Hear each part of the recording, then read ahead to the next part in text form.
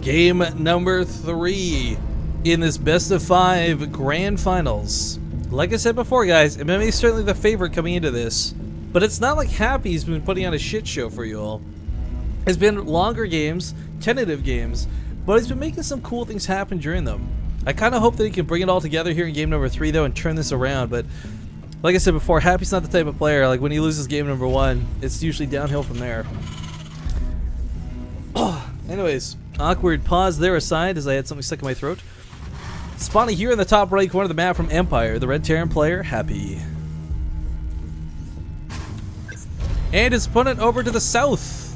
Spawning is blue, and for Acer, MMA. Really nice to see MMA playing, by the way. He, again, for those who don't know, he does venture to Germany from time to time. And a large part of that's because the team house is over there. Now, granted, there's WCS and stuff too, but when he's in Germany, he does play in these Go for StarCrafts, he does play in ZOTACs, and it's really nice seeing him in the brackets. He's a really nice guy too, and he's a really fun player to watch. But he's making quick work here out of MMA, or Happy. Happy's kind of the king of Terran when it comes to most of these cups. We just see him struggling here today, guys. So if you're a Happy fan, you gotta channel your energy right now, and you gotta hope to goodness gracious he can pull it together for this last game if you want to see more.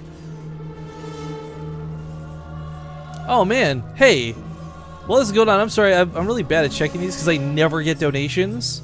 But I got a personal donation for once. Yeah, this doesn't happen often. Thank you to Wuji Goldfish, man.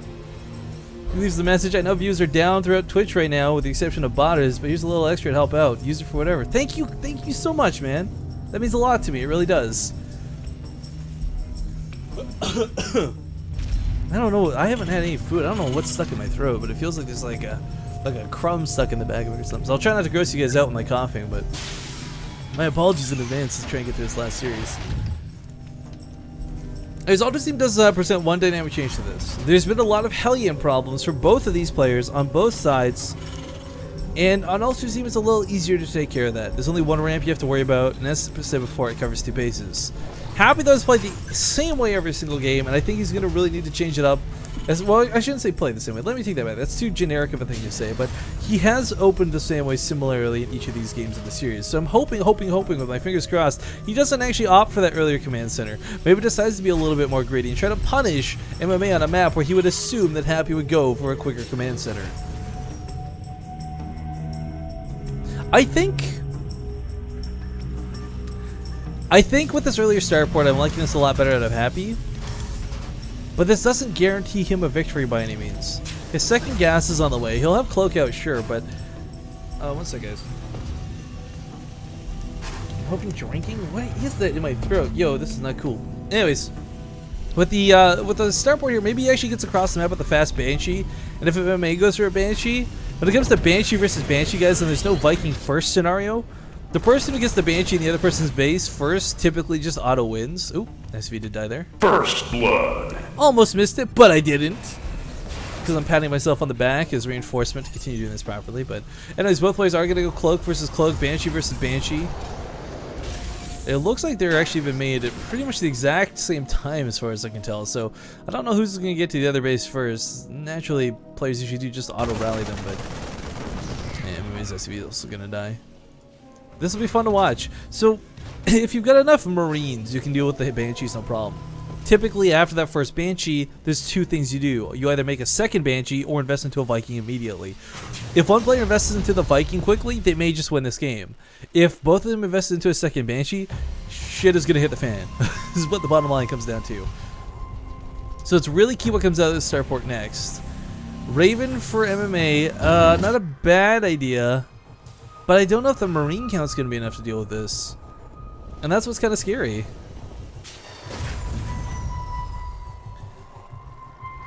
But a second Banshee coming out of Happy is also kind of scary too. There's actually not going to be really much home defense to deal with this. If you had a Widow Mine coming out or something planted in the mineral line, that'd be different. MMA scans. Oh no. Oh, actually, no, this will be fine. He scans immediately, and I was going to say, crap, now he's got nothing to scan for at home, but with the Raven finishing out at the time it does, he should be okay. We got a turret coming down, though, now. He's also scanned this, so he knows that there's kind of a limited opportunity to use this Banshee. Not a limited time, mind you. You can use the Banshee all game effectively. Pick off starports, or sorry, tech labs, pick off reactors, but Not knowing what Happy's building second, he's got to be careful because there's always a concern. Maybe it's a Viking.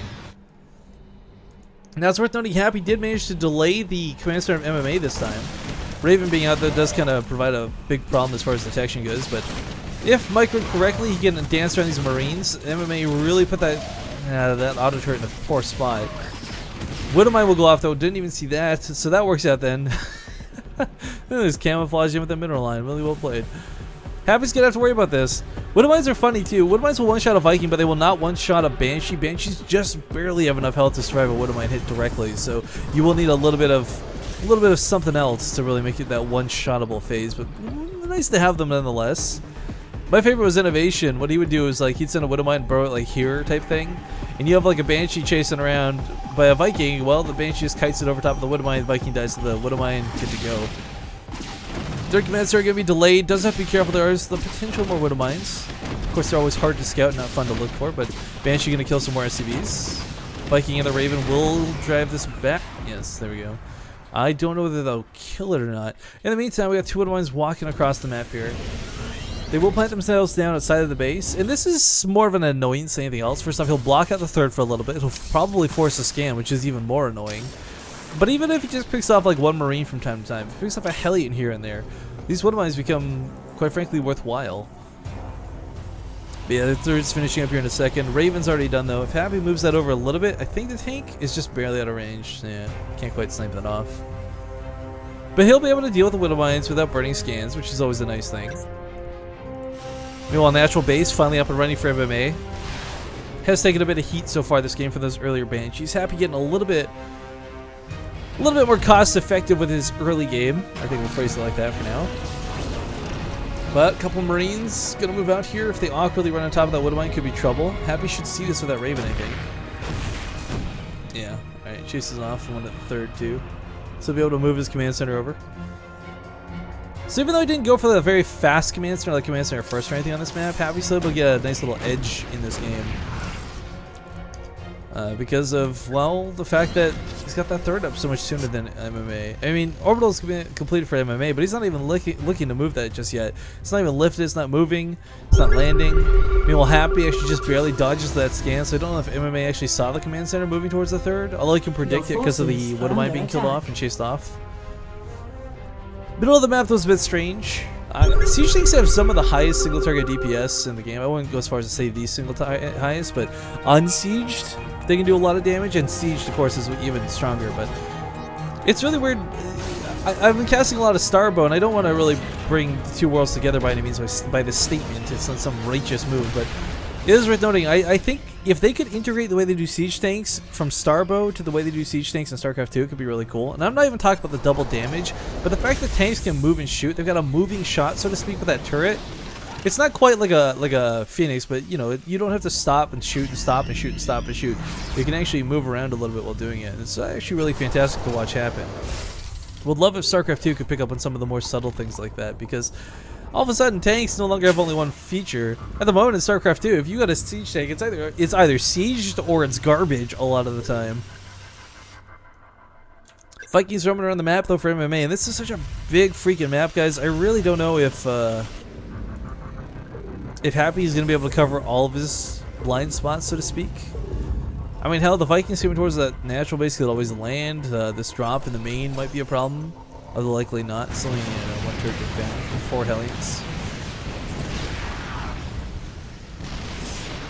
Yeah, Sushank and the mineral line drives his back pretty quick. They don't get a lot done, sadly.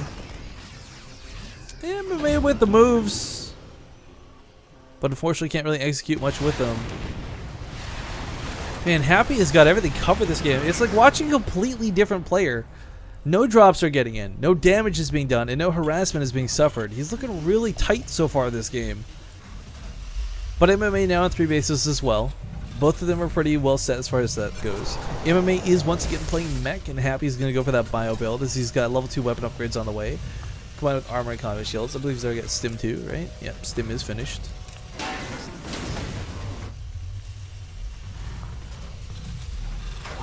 As we transition forward into this match, I mean, again, it doesn't matter what you play, siege tanks will always come into effect at some point in a TVT. And beyond that, positioning becomes even more key. It's going to be very difficult to take positioning up against a player who knows exactly what you're doing and where you're coming from. That's the advantage of this sensor tower. That's the whole point of building one. I kind of miss, by the way, the old attempted sensor tower. I'm not sure if you guys saw. Once upon a time, you used to be able to upgrade the sensor tower, and the top of it would sort of unfold into a satellite dish, and you would use it to scan. It's kind of fun facts, you know, not a big deal. Beta nerd moments.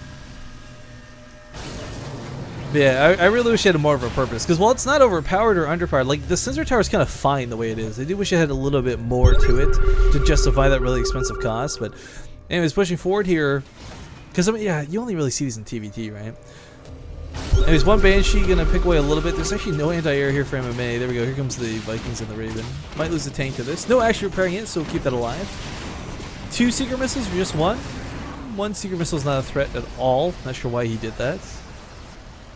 Meanwhile, this goes on. Sorry, wow, I don't know how I missed this. I'm so bad, guys. We got quadruple drops going off on the main. Siege tanks are siege. Marauders and Hellies wreaking havoc on this base. And while he's not going to kill his base by any means, he's killed so many workers. He's picked off quite a few supply depots. MMA completely caught off guard by the sideswipe now by the right side as well. Marines and Marauders stimming in here. Most of the tanks have been taken out, but the Hellions should be able to clean up the Marines in the bio. Now letting the Vikings in desperation to deal with these tanks. He's got no real answer. The production line is producing way too slow to effectively deal with this. And the Vikings and the, well, the Vikings and Hellions aren't even going to fully clean this up. One Hellbat drop on top of this wall, though. So suddenly MMA can recover, but man, did Happy just do a ton of damage. 31 workers killed, but what's sad to consider is MMA's not too far behind him in that regard. Again, I want to remind everybody, when you play mech, it's a lot less about the minerals. I mean, obviously you want them, of course, but it's a lot more about the gas.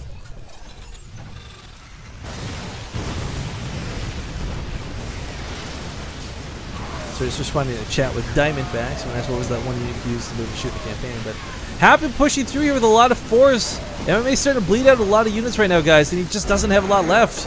GG is called, and Happy will turn this around. Start to bring this back. Now 2-1. But that still doesn't put him in a much better of a spot, guys, because it's still one game and he loses. So I believe now we got the new maps coming up.